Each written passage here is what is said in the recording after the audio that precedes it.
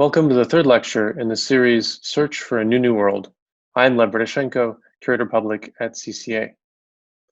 The exhibition Building a New World, Americanism in Russian Architecture examines how from the 19th century until the end of the Soviet Union, defining moments in Soviet history have been shaped by a set of idealized representations of the politics, technology, urbanism, architecture, and visual culture of America.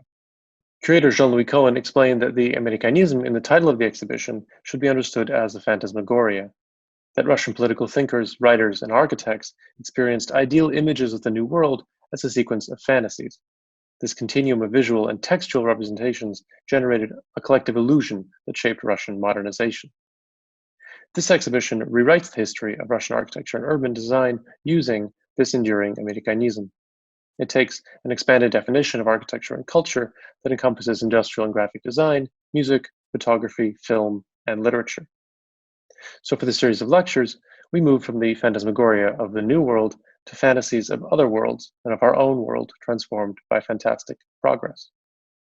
The Russian Revolution itself was compared to a science fictional jump over the present directly to a radical future.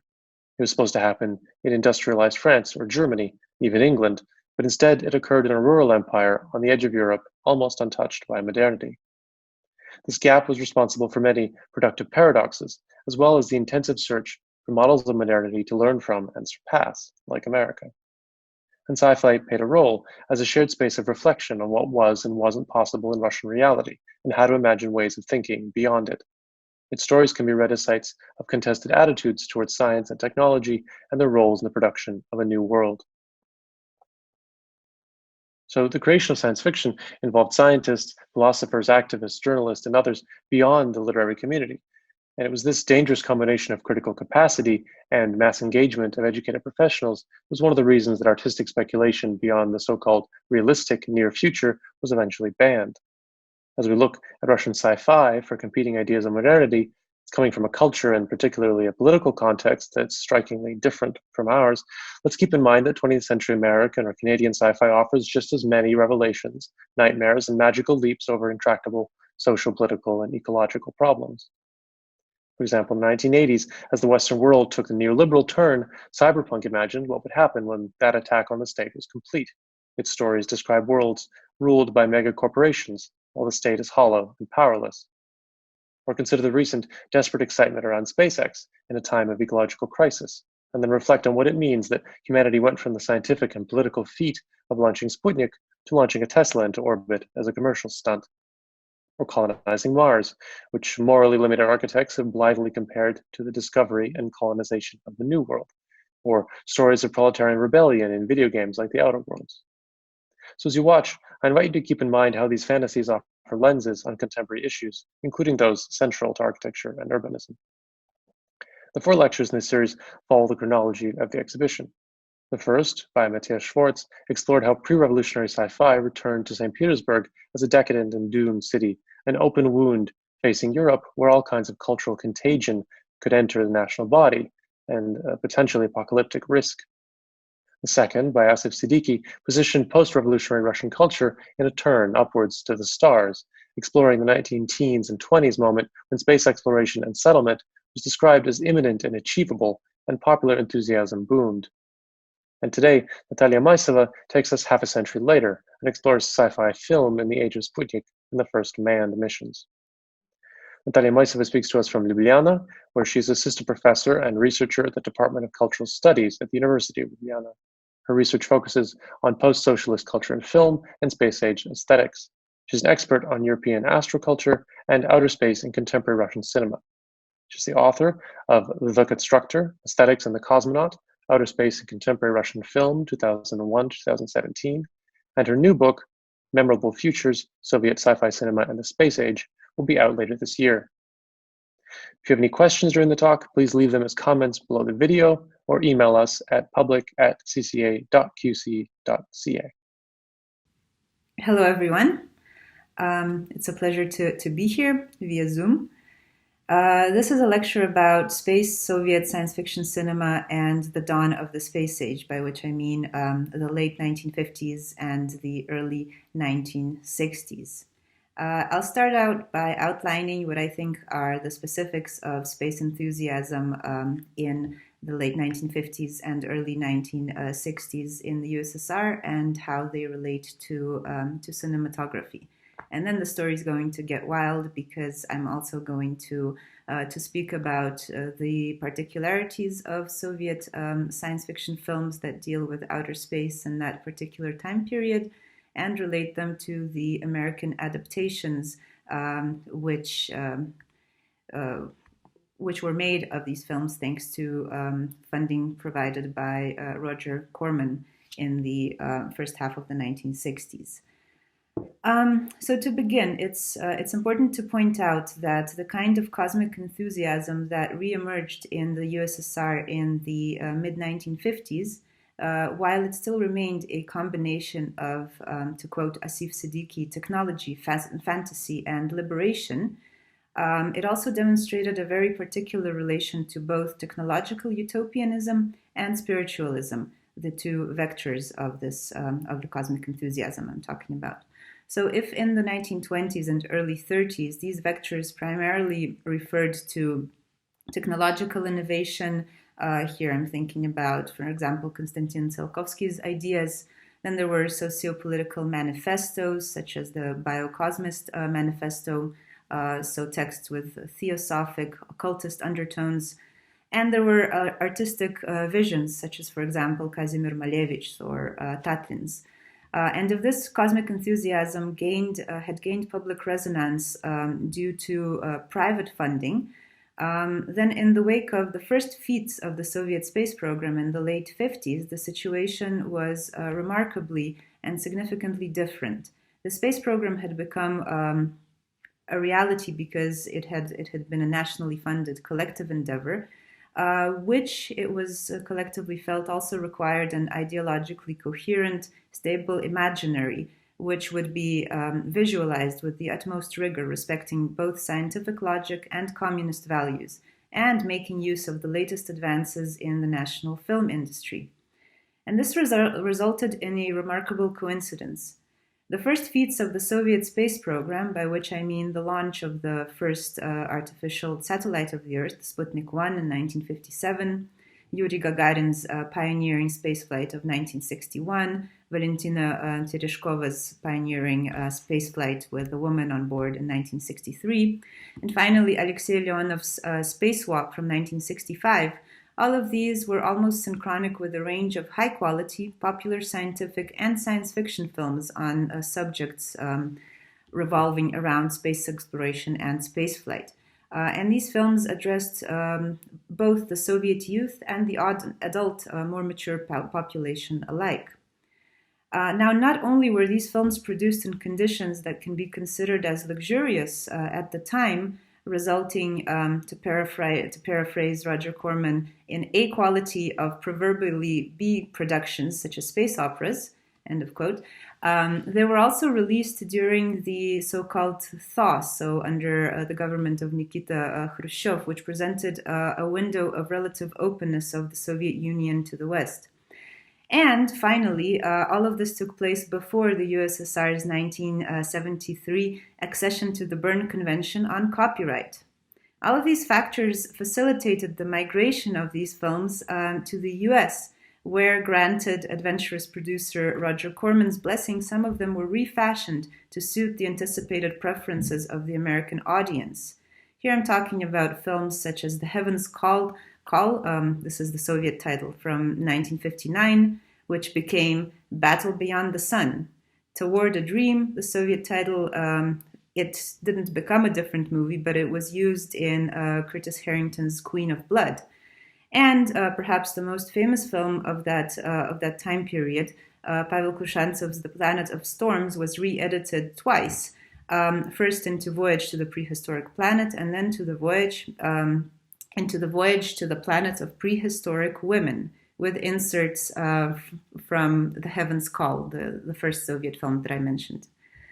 In a 2003 interview for the Kino Eye publication, Corman, who affirms having bought the rights to the films due to their extraordinary quality rather than anything else, he also claims to have warned the Russians, as he calls them, that he would have to adapt the films by cutting out all of the Soviet and anti-American propaganda. And that his assertion was actually understandingly approved of by the Russians, as he calls them.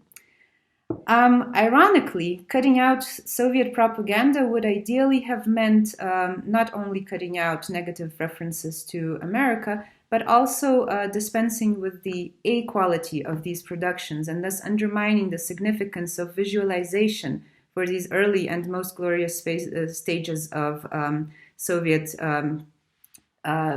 space enthusiasm during the space age. Visualization was an integral part of Siddiqui's formula of technology, fantasy, and liberation, and in cinema, all of these three came together in a really important way.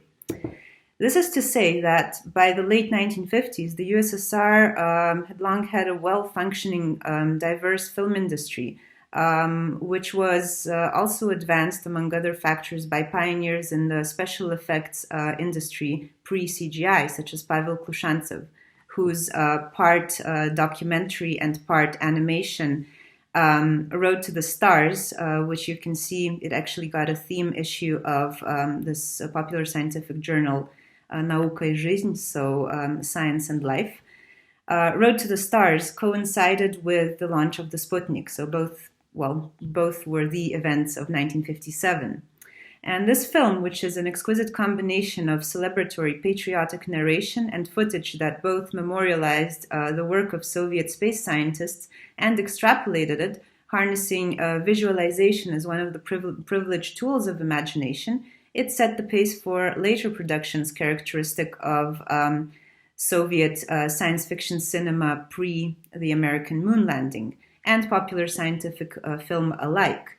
So here we can see basically the narrative of Road to the Stars, and you can see that there is this unified timeline which reaches into the past and ends actually in the future within the genre of a popular scientific film, which I think is kind of cool. It should be mentioned that Klushantsev alone, who worked for the Leningrad, for Lennouchfilm, so the Leningrad's popular scientific film studio, he directed two more successful popular scientific films about space exploration, namely Moon from 1965 and Mars from 1968. By 1974, so as the Soviet space program had encountered difficulties, and by the time that the Americans had long landed on the moon, so by 1964, Klushantsev sadly had to leave his career at Lennouchfilm because, this entire history of, some of his greatest successes as a film director coinciding with the space program, and then its sad kind of setback in the mid-70s. All of that was sort of painful for him.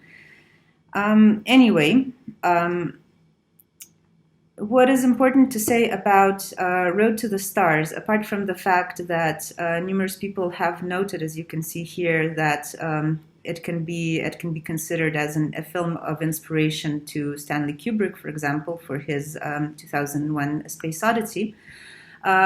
What's more important for the purposes of today's lecture is that is the way in which this film carefully navigates the border between documentation and fiction, embedding both into a clear ideological context and, what is of utmost importance, and using the cinematic medium as the privileged arena for tricks, much like film pioneers of the early 20th century, starting with Georges Méliès and then a bit later Vasily Zhuravlev when he directed Space Voyage, Космический рейс in 1936.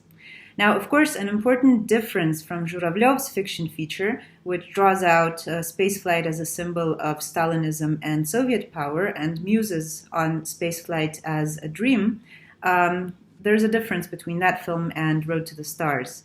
With the Sputnik in sight, Road to the Stars could kind of dream bigger, not only about a trip to the moon, but also about an entire ecology of manned space and spaceflight with satellites, rockets, moon landings, and space colonization. Moreover, if Zhuravlyov's film, so Space Voyage, if it came out in the twilight of early Soviet cosmic enthusiasm, Road to the Stars was intended to make the spectator literally smell the rocket and to invite the Soviet youth to perhaps join the ranks of engineers, physicists, and pilots. Now, this appreciative and future-oriented tone was sustained in a production which came out just 2 years later. So, a 1959 co-production of Soyuz Multfilm, the Soviet studio for animated film, and Mosnautfilm, so Moscow's popular scientific film studio. I'm talking about a production called I Was a Satellite of the Sun, directed by Viktor Morgenstern and Yuri Merkulov. This first post-Sputnik space film, hopeful of the coming achievements of space science, which would apparently include artificial laboratories orbiting the sun, even manned ones, hence I Was a Satellite of the Sun in the title, it actually also warns about the perils of deep space, such as radiation. For example, in this film, we also have recourses to a bit of history of space exploration, which involves experimenting with animals. Only here, this monkey, Rena, she is a part of the collective of scientists and engineers who are all aspiring to advance space exploration. So she is actually a part of the crew, really, and she's shown very sympathetically as a heroic victim of the unforeseeable space exploration, radiation, and the unforeseeable events that can happen in space. Importantly, this film aligns the work of Soviet cosmonauts and scientists with that of revolutionaries, such as Nikolai Kibalchich, who had anticipated the space age several decades before Konstantin Tsiolkovsky, and imprisoned and later executed in 1881. He used his time in jail to attempt to develop plans for a flying machine that would take man into the heavens. I quote, "Perhaps the flying machine will take human beings into the free universe. The universe, I can see it. It awaits emancipated men whose intellect is capable of victory." End of quote. This is what he apparently wrote according to the film. And actually the protagonist, so this guy who goes to find one of these orbiting laboratories, orbiting the sun, he hallucinates, among others, he hallucinates Kibalchich, and you can see here that his face is superimposed onto an animation of a rocket. So once again,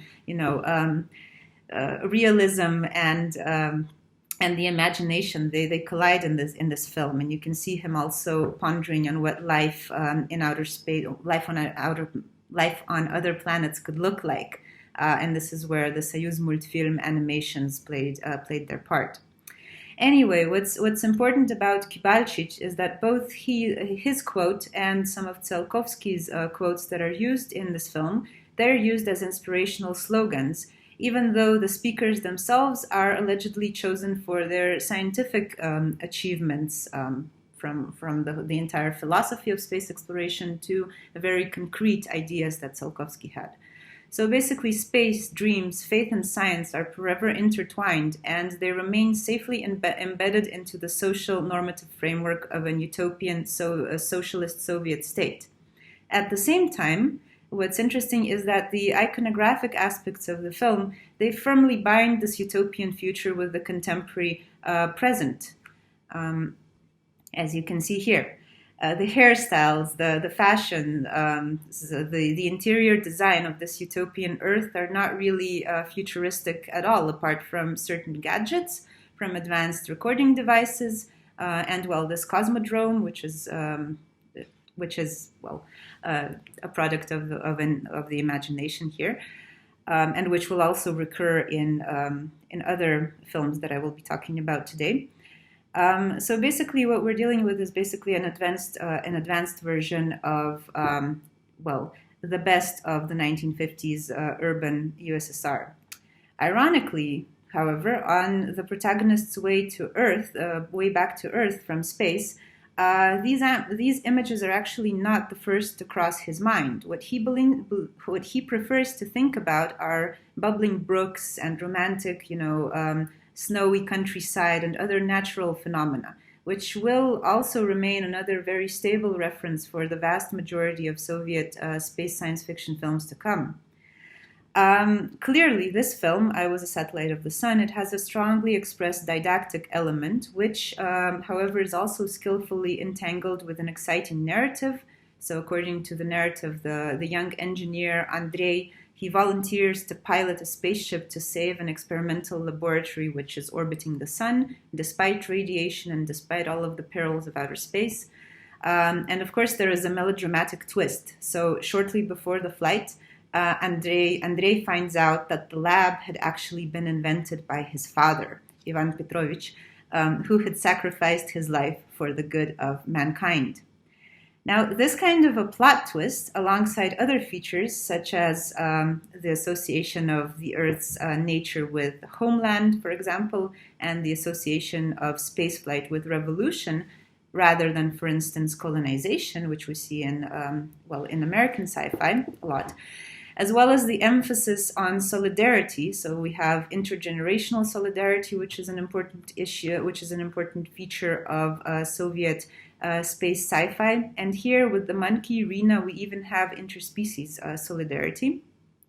Now, all of these features, all of these idealizations allow us to anchor the film's narrative and even the visuals in the artistic paradigm of socialist realism, which had actually dominated Stalinist cinema, so up until 1956. But it had also nuanced and, it had impacted Soviet science fiction in a very remarkable way as well. Now, socialist realism, articulated by Andrei Zhdanov at the Soviet Writers' Congress of 1934, was a set of recommendations for artistic production which had to be tailored to the needs of an audience that requires to experience, at least through culture, the socialist future as if it had already happened in terms of ecology, society, and subjects. And while this says something about the position of the spectator in this universe, because it sets some expectations with regard to how somebody should watch a film, what we're interested in today is the curious effect that this paradigm had on the development of science fiction, or rather, naучная фантастика, which translates into scientific fantasy in the Soviet Union. In the domain of cinema, it regrettably would signify that no special committee on science fiction film would exist in the USSR until the mid-1980s, which had pushed science fiction productions toward other genres, from drama to youth productions to popular scientific ones. And this effect was also enhanced by the alleged unsuitability of fantastic, far-off, scientifically ungrounded science fiction for Soviet audiences, because clearly this wasn't the near future, the programmed future. And finally, this entailed a preferred focus on near-reach productions, so productions that would speculate on scientific achievements that might soon become reality, achievements that would involve, the developments of insecticides and biological weapons, whatever. But space does not really enter this horizon until the late 50s. So you could argue that, Khrushchev's condemnation of Stalinism, including socialist realism as a doctrine, in 1956, that this would create a window of unprecedented liberty in artistic production. Of course, we even saw, books coming out such as Ivan Yefremov's space opera Andromeda Nebula, which is seen as one of, a milestone in Soviet science fiction, speculating on the far-off future. Ironically, all of this freedom of imagination and representation didn't really resonate as loudly in 1960s science fiction cinema, because cinema still remained the privileged site for imprinting the vision of the communist future onto the audience. In space, the variety of musings on the future exhibited by earthbound science fiction, such as The Amphibian Man, a film from 1961, which reflects on the selfishness of bourgeois and capitalist society and on its abhorrent treatment of anybody who is other in a sort of way. For example, this mutant young man who is an amphibian. So this kind of speculation is not really to be detected, at least not in an overt way. Now, as summed up nicely by Russian studies scholar Yevgeny Dobrenko, he says that within the Stalinist narrative of, propagated by Stalinist cinema, in order to master the future, it is necessary in the first place to turn it into the past. As it is based on the known, the past does not scare. And secondly, to sacrifice the present, which turns out from this future-directed perspective to be irrelevant, as everything is done for the bright tomorrow and for future generations. Now, I'm highlighting this quote because in what we will see as follows is that Soviet science fiction films from the late 50s and the early 1960s, they really do follow these two statements with remarkable precision. So there is the vast majority of Soviet space science fiction films are, of course, they're seemingly, first of all, they're seemingly set in the socialist realist future present, using it as a mythical filmic past. So first we have this first future, which is the present of these science fiction films. The future for us is the present for them. And it's used as this mythical terrain. It's actually socialist realism. And this setting is only presented it's presented as a fairy tale, as a realistic setting for a fairy tale or for a dream, in order to then focus on an even more distant future that refers precisely to this future present. So socialist realism's future then seems really eerily familiar. It evokes mythic images of some archetypic, normatively interpreted past. So this past is the site of perfect cosmic balance and harmony.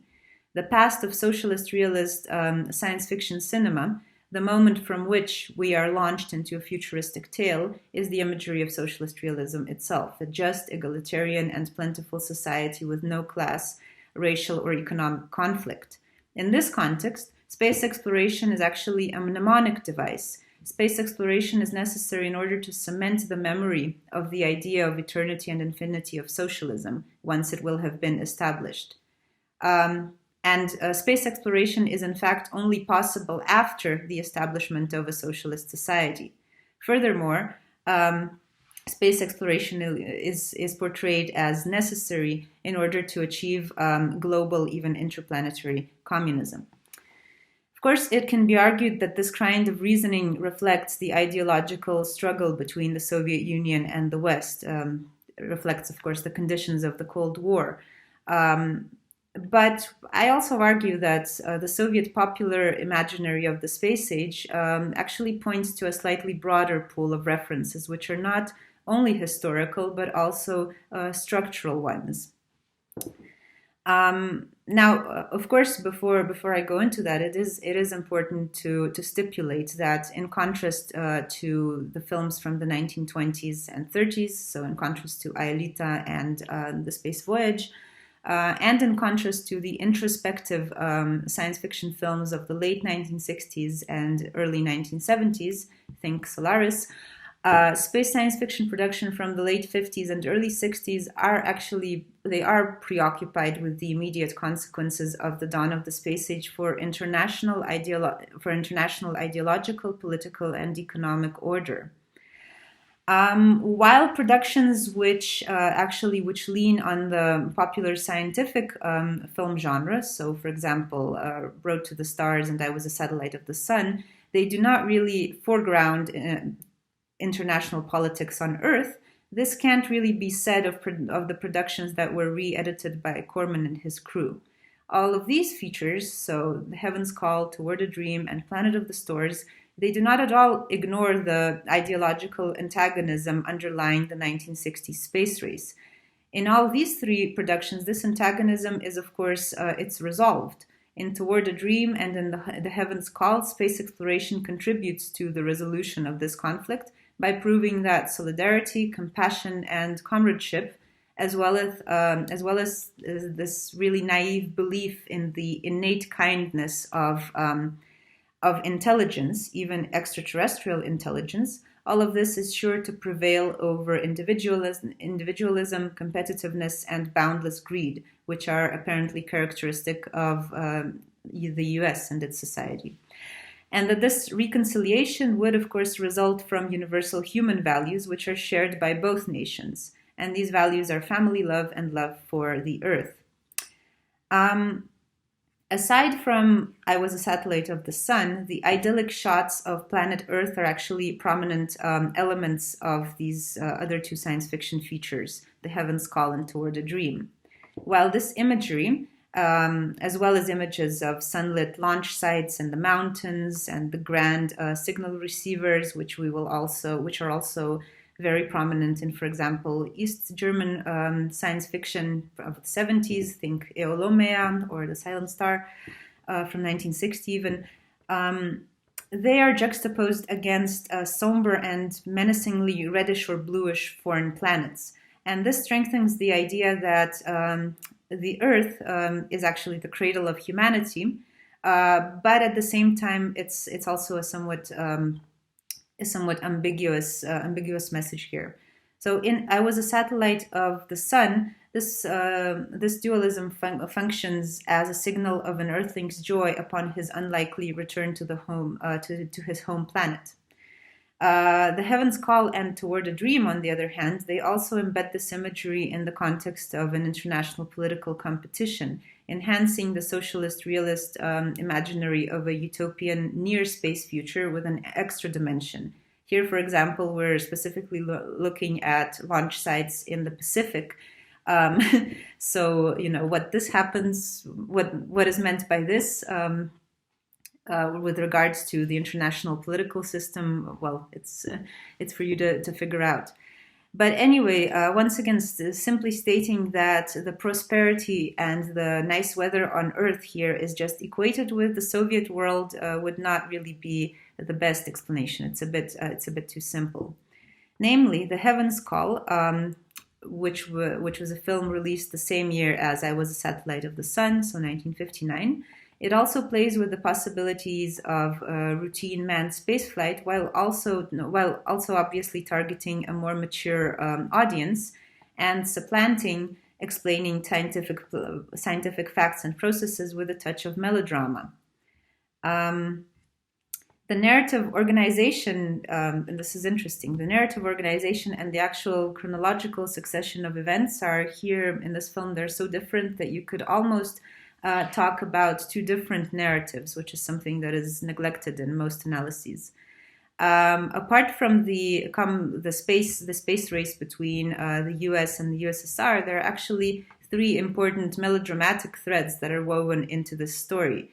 Now I'm pointing at one of them, perhaps, I'm pointing at a budding romantic relationship between two young astronauts, but there's also a storyline of a lifelong love between a cosmonaut and his wife. And then finally, there is an American cosmonaut, and his relationship with his mother is also depicted in a very, very positive light. There are quite a lot of emotions on display in this science fiction film, which is a little bit, I guess, surprising for the genre, and perhaps it sort of reflects a general tendency, characteristic of a lot of film productions shot during the thaw, where individuals and their emotions are quite prominent. On the other hand, this can also be a byproduct of a socialist realist debate on how to create socialist movies and how to battle the tendency in Western cinematography to create movies based on action and based on plot. So the Soviet alternative, characteristic of the 1940s, was to try and create thematic films that foregrounded certain themes, like here the theme of love, family, space exploration, rather than action-based stories. Anyway, this melodramatic narrative is mapped onto a more active and arguably more prominent narrative, which refers to a planned mission to Mars. And here we have two teams, a Soviet and an American one, that meet on an interplanetary base. for a so-called space pit stop, and there both have been working on constructing a spaceship that would then take them to Mars. But of course, the Soviets are more, of course, according to the movie, of course, not to me, the Soviets are much more careful in their planning, whereas the Americans follow capitalist-inspired instructions from their superiors, such as the Cosmos Syndicate, that hopes to profit from the sensationalist news of the U.S. reaching Mars before the Soviets. So here you can see an ad of Mars Syndicate, which is selling basically plots of land on Mars even before the mission. What you also see are really interesting specters of America here. So, for example, there's images of what seems to be New York, which is all nicely lit with lots of advertising and so on. You can see ads for cocktails, such as a really potent cocktail that will take you to a different dimension after just 2 drinks. So all of this is interesting because it's the atmosphere is very dark, very somber. But what often happens is that this darkness, which is supposed to signify something bad or at least dangerous, is also kind of alluring. I mean, look at this this ad for the Cosmos Typhoon. So the American spaceship is called a Typhoon. I mean, these images, they do signal a sort of fascination as well as trying to be moralistic. Anyways, here we have the Soviets who are actually watching all of this from from the moon, the pit stop, and this is when they actually decide to maybe warn the Americans that despite all this frenzy, they shouldn't just shoot off and fly off to Mars because the objective conditions aren't really in their favor. Of course, it's easy to understand why none of these shots really made it into Corman's film, Corman's adaptation, Battle Beyond the Sun, which was actually given to Francis Ford Coppola to retouch and to do the dubbing. But actually, the problem that Corman had, apart from deleting all of this anti-American propaganda, was actually rather pragmatic. So how do you produce a non-scandalous version of this film on a limited budget? And the solution was, well, why not set it into an extra step into the future? So into a future where an ideological conflict between the USSR and the US is no longer an issue. So what they did was set it into a world after the nuclear war, and a world which was now divided into the North and South Hemisphere, or North and South Hemis, and a world where clearly both the US and the USSR both belong to the global North, which I think is a rather prophetic statement. So here, North Hemis and South Hemis are both competing for resources in outer space. Now, this gesture of reconciliation is something that isn't as prominent in the other adaptations here. Like the Soviet Union is a part of this narrative because it belongs to the Northern Hemisphere. In the later films, references to the USSR as such just kind of get deleted. So it's commendable in a sense. Anyways, of course, in the Soviet original, the American shuttle, it hurries and it sets off for Mars despite unfavorable prospects. And it runs into serious problems, and it ends up having to rely on the Soviets' help. So this is the space station from the movie. And here you can just get a glimpse on the really surprisingly well done special effects that feature in this film, if we're talking pre-computer graphics. And you can also get a sense of why I am saying that outer space was really depicted as a very, very dark and somber place, as was the US. So these are actually scenes of where the Americans have to accept Soviets' help. So the Soviets actually compromised their own mission in order to help their American colleagues, and one of the Soviet cosmonauts dies from radiation, just like the monkey in the previous film. A similar plot twist actually occurs in Battle Beyond the Sun, only all references to lack of fuel and to friendly Soviets are discarded as the drama takes on the shape of an uncanny and sexualized alien presence, Vagina dentata, which kills, well, something that you will be familiar with from other Corman productions. And this alien presence kills off what would otherwise have been a friendly Soviet cosmonaut who provides help to the Americans before dying from radiation. So the outcome is fairly similar. Meanwhile, in both films, the entire Soviet Union or the entire world is actually aware of the events in space, and they eagerly await the return of the cosmonauts and astronauts. As they reach Earth, having given up on the idea of landing on Mars due to insufficient supplies, cosmonaut Kornev, he remarks, "May this serve as a cruel but useful lecture on unnecessary competition." And actually, while this is going on, we also follow the arrival of another ship, which actually travels by water.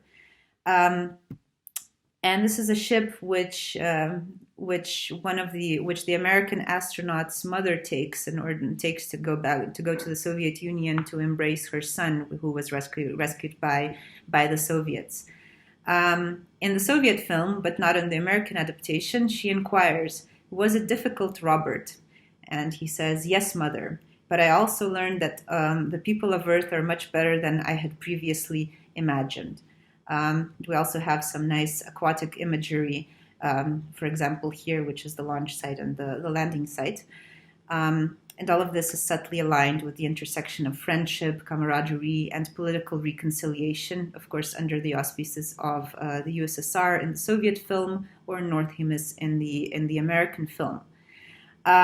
Many critics and analysts outline that actually the American version of the film maintains this Soviet ending, even with the Soviet celebrations, which function kind of bizarre because the visual aesthetic is not really, well, it features a little bit, a little bit too heterogeneous for this one movie.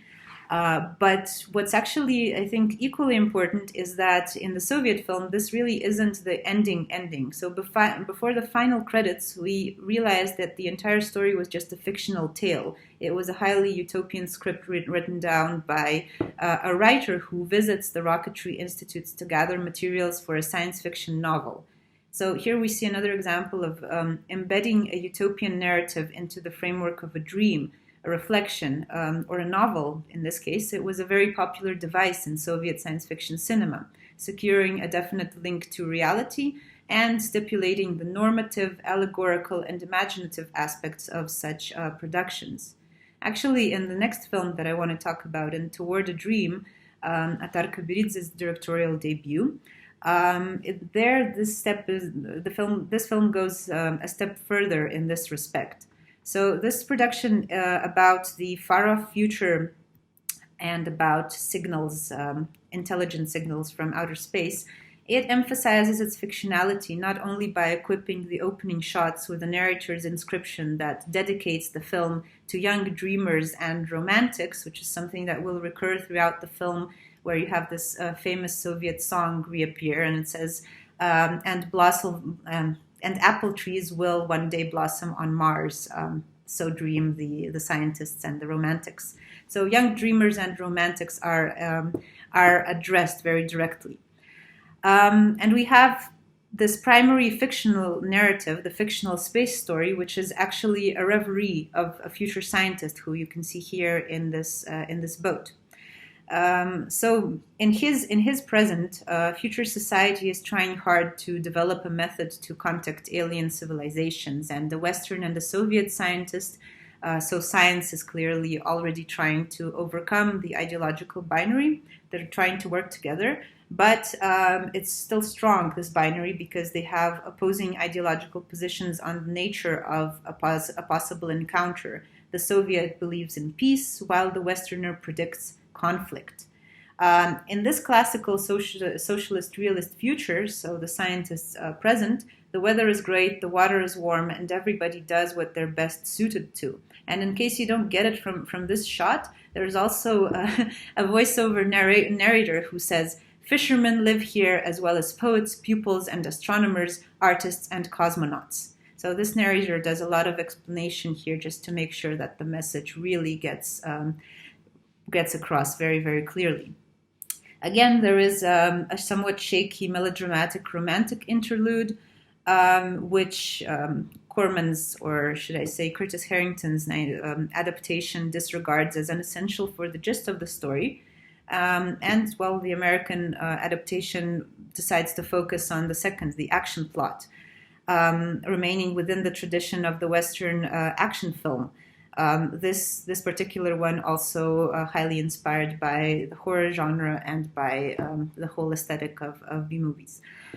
So the Soviet dream within a dream becomes the American horror story. Future society is decoding an extraterrestrial message captured by the receivers on Earth. An extraterrestrial civilization that had intercepted a song transmitted from Earth, the one about apple trees on Mars, is attempting to establish contact, but they seem to be stuck on Mars, and they're asking for help. So this is the extraterrestrial civilization, the beautiful humanoid female alien that we will encounter later. And this is, again, a very dark image of Mars. Now, the scientists in our utopian town, which is planned around the central Gagarin Square, featuring this marvelous monument to Earth, a woman launching a Sputnik into space, these scientists retrieve a small communication device released by the aliens, and a heated discussion develops between the foreigner, Dr. Lonston, and the Soviet academic Krylov. Just like in The Heaven's Call, this film emphasizes the existence of, an ideological struggle. But in contrast to The Heaven's Call, in Toward a Dream, the dream is that this divide will have become a matter of the past by the time we're talking to aliens. In contrast to the optimistic Soviet scientists who are eager to just say hi to the extraterrestrials, Dr. Lonston is still somewhat skeptical about their intentions. He reminds his Soviet colleagues of the horrors of European colonialism, and he even stipulates that in this utopian society of the future, the ideological divisions of the 20th century no longer apply because while histories differ, the utopian present is the same for all. But at the same time, as if traumatized by the evil doings of his ancestors, he warns against a trusting attitude towards this alien expedition. He is accused by the Soviets of reasoning like a politician of the past rather than a scientist. And the Soviet argument is that the only rationale behind an advanced civilization's desire to travel to foreign planets can be its thirst for knowledge. So this argument prevails in the end, and all of the world's science, the collective intellect of the planet, to quote the movie, decides to put in gigantic efforts in order to facilitate an expedition to Mars. As you can see here, there's actually footage of that Martian expedition, which was appropriated in the American version of the movie in Queen of Blood, where, of course, references to the USSR were erased in favor of some fake acronym alluding to something international. Now, this feat of cosmopolitan spirit and scientific enthusiasm, so the actual decision to send a joint earthly expedition to Mars, is represented by an animated sequence of moonbound rockets, accompanied by a second memorable song from this film, a march-like anthem, Ya Zemlya, so this is I, Earth, which is performed by a female lead whose identity is practically unretraceable. I haven't been able to find it. There are just remakes of the song available. And there is the famous Soviet/Russian popular singer Iosif Kobzon also plays a role in this. So in the song, once again, the Earth is represented by a female voice, and the Earth is sending her her warriors, her cosmonauts to basically to conquer space. Now, these cosmonauts are an international, gender diverse, and multi-generational crew. And after a bunch of mishaps, they do find the aliens on Mars, and they transmit evidence of this. So they transmit this footage to Earth, which makes it clear that the aliens are this beautiful alien woman whose name is Aitania. She's staring down at the spectators on Earth from a big screen on Gagarin Square. And somehow this is interpreted by the Soviets as saying, well, of course, they're friendly. And all ends well, and the scientist's dream ends at this point, and he realizes that, oh, actually, Earth is sending an expedition to Mars, to Mars. So everything ends well. Now, Curtis Harrington's Queen of Blood actually only really begins at this point, right? So the successful landing on Mars, alien spaceship discovered. Having cut out the melodrama and the ideological framework, he was left with these somber scenes of the space exhibition and the intriguing footage of an attractive female alien. And as the Soviet film never explained why she is perceived as a friendly kind of creature, it seems that this is where Curtis Harrington decided to start and to turn the story into the opposite direction. So, as if taking a poke at the Soviet scientists' optimism, Queen of Blood expounds on the idea of her being a man-eating monster, a vampire. So here, footage with Florence Marley, which was shot in LA, was used to create this part of the story. And you can see that it really doesn't end well for the astronauts who get their blood sucked out of them by this alien presence, really. What's interesting is that while Queen of Blood was shot, it was shot together with another adaptation of a Soviet film. Pavel Klushantsev's Idealist, his only science fiction feature film, Planet of the Storms, which was released in the USSR in 1962 on April 14th, which is just 2 days after the anniversary of Yuri Gagarin's pioneering spaceflight. Now, this Soviet film, it really reflects Klushantsev's idealism about space exploration, about the possibility of encountering different worlds through visualization alone. So this film is essentially an exploration picture as well. It's focused on the marvelous world of Venus and on curiosities of that world, and also curiosities from Earth, such as Sir John the robot, who is the first robot to star on Soviet screens, and he was put in motion by a free wrestling champion, Boris Prudkovsky. So all of this didn't really seem fascinating enough to the American editors. The first adaptation of Planet of the Storms from 1965, Voyage to the Prehistoric Planet, is actually closer to techno horror, where there are a lot more confrontations with Venusian evil creatures. So there is more of an obsession with the dangers that this world contains. And because this first adaptation was not really a great commercial success, Corman later hired Peter Bogdanovich, allegedly for as little as $6,000, to, I quote Bogdanovich, to add some women into the picture, saying that American international television was not willing to screen it otherwise. Ironically, both adaptations are now considered to be cult productions of American science fiction of the era, which is kind of interesting. Anyway, both adaptations made extensive use of Klushantsev's imagery of the Venusian world and those of the space voyage, but all references to the original Soviet mission have been omitted. Particularly interesting is the slow disappearance of the female astronaut Masha, who is first turned into Marsha in the first adaptation, and then she disappears.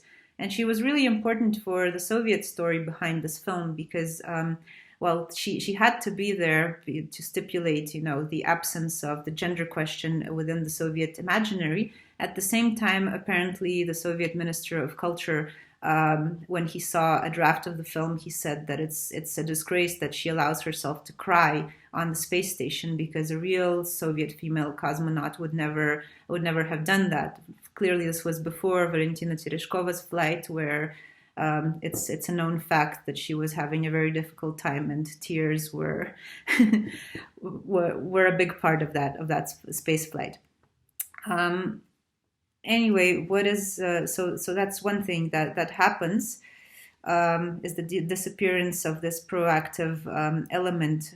So the female on board, the female that is part of the crew.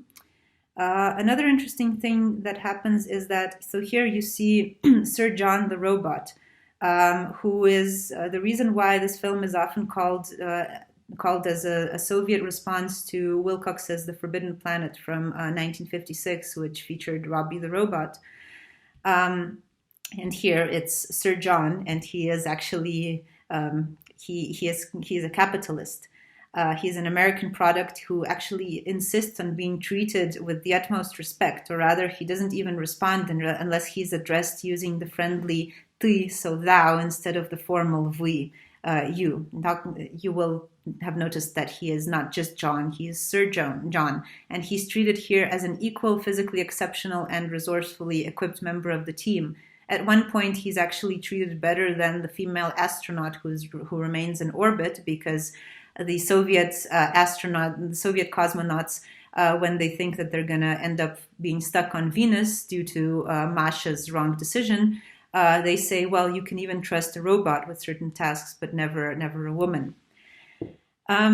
So John's American colleague, Alan Kern, is also accepted as an equal to Soviet cosmonauts. And in fact, this mission to Venus, which was intended to see if there was life on the planet, it initially consisted of 3 spaceships. And one of the ships, Capella, got destroyed by a meteorite during the voyage.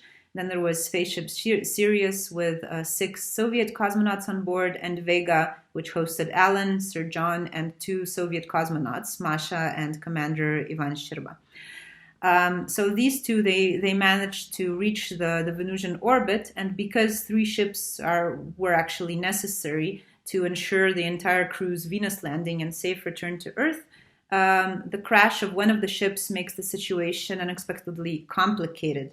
The crew decides to descend and to leave Masha on Vega alone in orbit to maintain connection with the authorities on Earth, as well as to ensure that the others will be able to return to the orbiting spacecraft. Unfortunately, Masha loses touch with the explorers because they just get so invested in their exploration of this foreign planet, which you can see here. It's really interesting with dinosaurs and all sorts of flesh-eating flowers and stuff. Masha loses touch with the explorers, and for a moment, she's torn between 2 unsettling scenarios. Either she descends and she tries to find her colleagues, which means that all of them would have to remain, and would have to make a life on Venus, or she just stays in orbit. Masha finally does opt for the second, more sober of the 2 alternatives, but only after a series of dramatic events, reactions, and decisions that precede this outcome.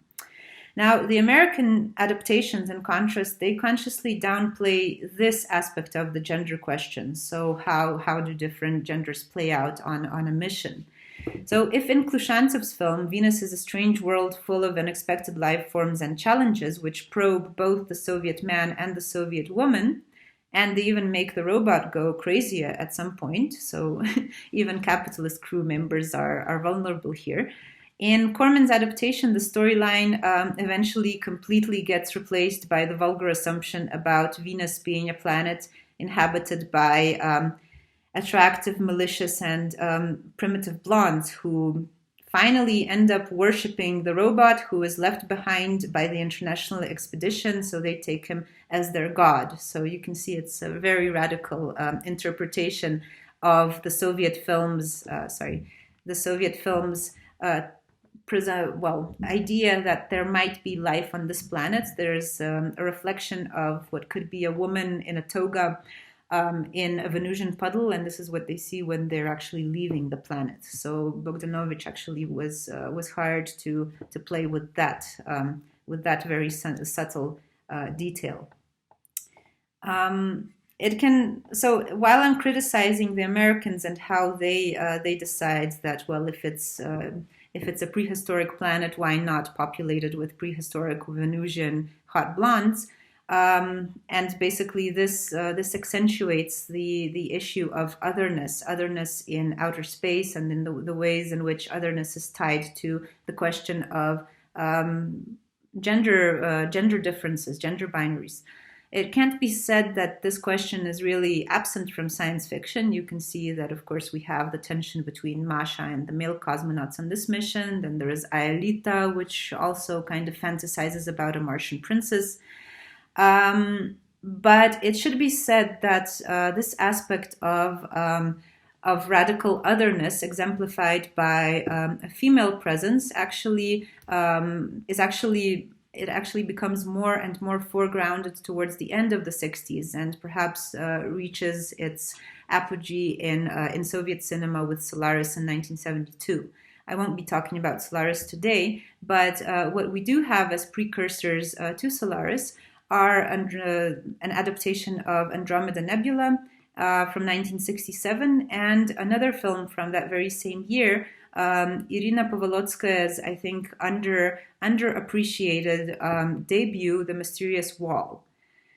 Right, so the point that I've been making up until now is that although outer space is often associated with imagination and free play and visualization, particularly in Kleshantsev's productions, it's still not an imaginal machine in a Deleuzian sense, where it would be a vehicle to launch a completely different logic of thought.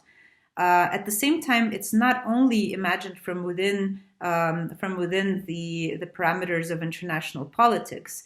Just as important is its internally oriented cultural function. So in terms of the Soviet imaginary, outer space takes upon itself the function of one of the myths that both justify the existence of the Soviet Union, because the Soviet Union is necessary to bring about interplanetary communism, and they provide the Soviet Union with a future that is worth sweating for. So precisely, the Soviet Union will bring about interplanetary communism.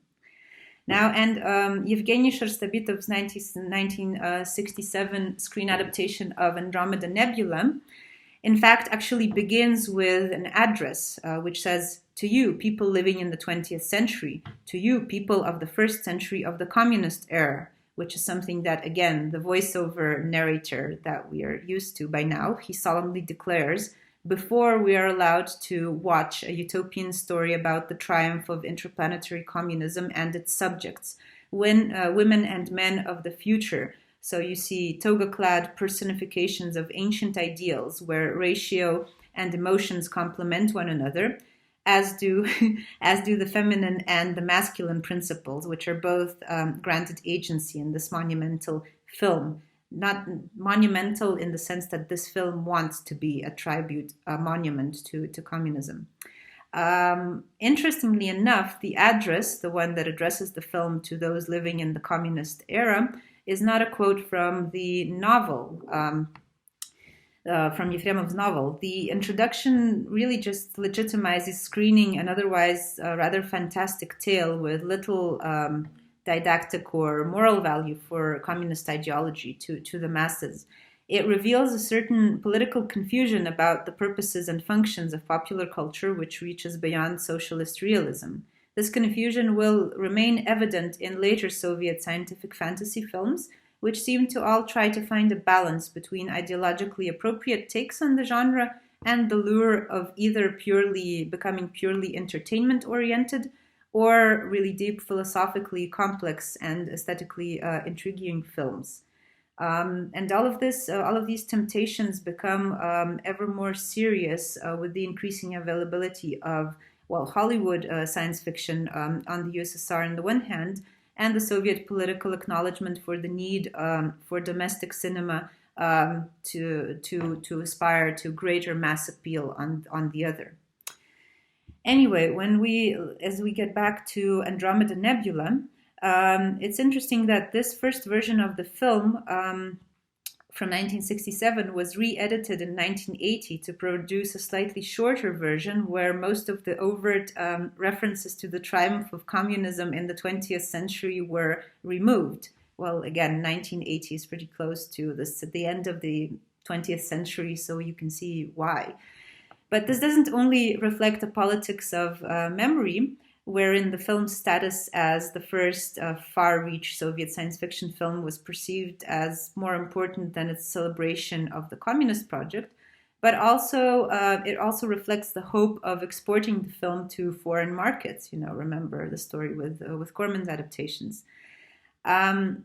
Now, the original version was later restored, and it's now available on a ton of internet sites, where it is interesting to see how people of today comment on this film, which was actually heavily criticized when it just came out in the Soviet Union.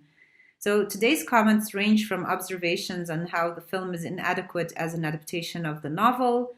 Then there are nostalgic remarks about the supremacy of the kind and good and gentle dobre Soviet science fiction over contemporary Western productions. Then there are meditations on the technical aspects of the film, and then questions about its possible intertextuality. Yefremov's fans, the novelist's fans, actually tend to highlight that several elements of the film, for example, one of the protagonists' name is Darveter. Then there is also the idea that there is a great ring of space stations, as well as the overall visual aesthetic. All of this seems to be reminiscent of, or seems to have been recycled by George Lucas in his Star Wars franchise, where the infamous antagonist was named Darth Vader. Now, this Darth Vader, the Soviet one, he's not really an antagonist, though. Remarks such as these are sometimes followed by lamentations on the state of the art of the Soviet special effects industry. Of course, people writing in 2020 usually don't have a timeline of how special effects had developed in the 60s and 70s, so it's difficult really for them to judge. But people poke fun at the fact that an extraterrestrial planetary vehicle was created for this film by covering a model T-34 military tank with plywood. This is something that people are particularly appalled at. Nevertheless, a striking number of such lay comments on the film reveal an overall positive attitude to the adaptation, which ironically, as I mentioned, did not really receive much critical acclaim upon release. Initially, the film was reproached for its highly idealist orientation, with artificial dialogues, an epic narrative, unidimensional characters, all devoted to the future communist present. These idealist qualities, precisely the ones that seem to be praised by contemporary Russian spectators, which signifies a sort of nostalgia, I guess, for a certain lost future. Now, in contrast, there is also footage of some futuristic popular culture in this film, like this holographic kind of dancing, which I think is kind of cool. But in contrast to the other films discussed today, this film, Andromeda Nebula, is actually the first Soviet space science fiction production after Aelita that doesn't only foreground, female as contours, but it also foregrounds the transformative power of love. So here we have spaceship commander Ergnor, who is confronted with his navigator Nisa's declaration of her love for him.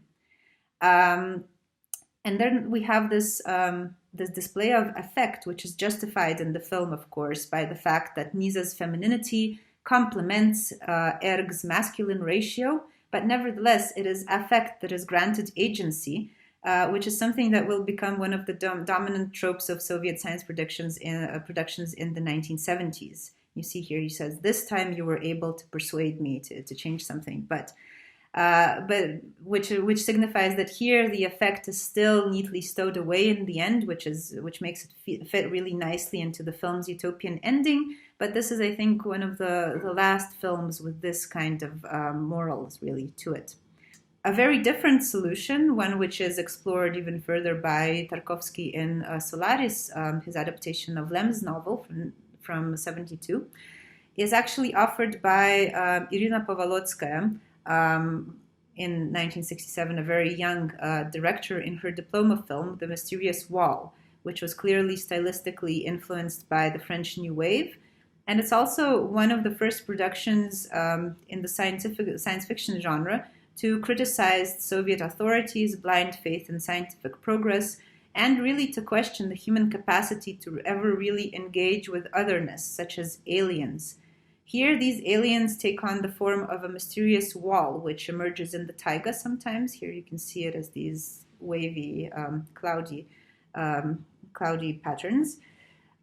So when approached by humans, this wall makes them experience powerful hallucinations that play with their most intimate memories, something that you will remember as the core of, well, Solaris, and then there is The Fourth Planet, another, a 1994 film by Dmitry Astrakhan, which also plays with this idea.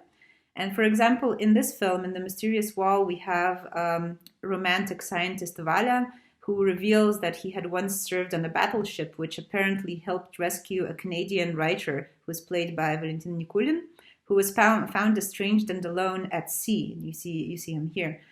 In this episode, the writer, whose appearance and speech indicate a surrealist, perhaps a psychedelic influence, he really does look high or inebriated or something, but he says, and I quote, he says, "A Martian? No, I am not a Martian. I am no one. I am alone in the ocean. Although it sounds beautiful. A Martian, yes, to you I am a Martian. We're all Martians. We're all naked in the ocean." End of quote. And this episode, I guess, is key to the message that the film harbors regarding otherness. The mysterious wall provides a strong metaphor for barriers between individuals. The metaphor is further enhanced by the foregrounded relations between the protagonists, who are a group of scientists, and two of them are a couple, and they're fighting all the time. And all of this is quite a revolutionary gesture for space-oriented 1960s Soviet film, which is something that I hope to have demonstrated throughout this lecture. So this is a very different approach from the one taken by these earlier productions that I discussed, and something that will figure extensively in productions that will follow. Now, unfortunately, in terms of special effects that made the 1960s productions, with exception to The Mysterious Wall, actually, which is a much lower budget type of production than all of the other ones discussed. So in terms of the special effects that Roger Corman found so appealing, later Soviet films will fall behind due to the later arrival of CGI, due to the progress that the US makes in this domain. Also due to a lack of interest for science fiction among directors and scriptwriters. And finally, due to a lack of institutional support for the genre, which, as I mentioned at the beginning, will not receive its own committee with the Union of Soviet Cinematographers until the mid-80s. All of these problems are, of course, outlined by the famous science fiction writers from the USSR, the Strugatsky brothers, in their article from 1967 on why there is no high-quality science fiction cinema in the USSR, but that article, I believe, was taken as a challenge by directors such as Tarkovsky, who presented their own view on what science fiction could be. Thank you, Natalija. For our viewers, if you had questions during the talk, please leave them as comments below the video, or email us at public@cca.qc.ca. We're going to take those questions and host a live Q&A with Natalija on May 27th at 2 p.m. Eastern, 8 p.m. Central European Time, and that'll be on Instagram. The Search for a New World series ends on June 9th with Fred Sharman on American and Soviet fantasies of life in space in the 1970s. Thanks for watching.